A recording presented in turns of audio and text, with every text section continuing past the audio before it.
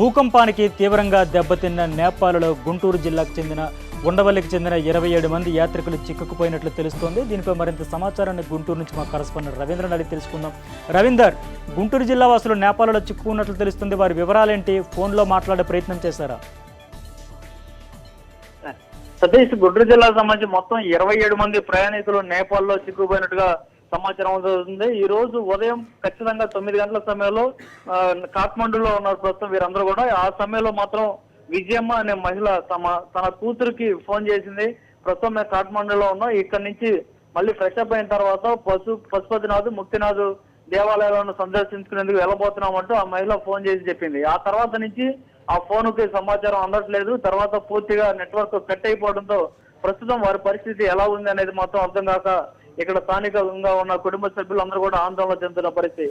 మొత్తానికి ఈ నెల 20వ తారీఖు ఇక్కడ ఉండవల్లి నుంచి బయలుదేరారు. మొత్తం పక్కన ఉన్న విజయవాడలో ఉదయం 6 గంటల సమయంలో వీరంతా కూడా ట్రైన్ ద్వారా ఢిల్లీ వెళ్లారు. అక్కడి నుంచి ప్రత్యేకంగా గోరఖ్పూర్ చేరుకున్నారు. అక్కడి నుంచి ప్రత్యేక బస్సుని మాట్లాడుకున్నారు. దాని ద్వారా ముక్తినాథ్ అట్లాగే పశుపతినాథ్ దేవాలయానికి వెళ్లేందుకు 22వ తారీఖు అక్కడికి చేరుకోవడం జరిగింది. తర్వాత నుంచి ప్రస్తుతం కూడా వీళ్ళంతా కూడా నేపాల్లో ఉన్నారు. అక్కడ నేపాల్ రాజధాని కాఠ్మండూలో వీరంతా కూడా అక్కడ ఉన్న ఆలయాలన్నీ కూడా మొత్తం పర్యటన చేస్తూ ఉన్నారు. ఈ సమయంలో నిన్న రాత్రి కాఠ్మండూలోనే ఒక హోటల్ గదికి చేరుకున్నారు.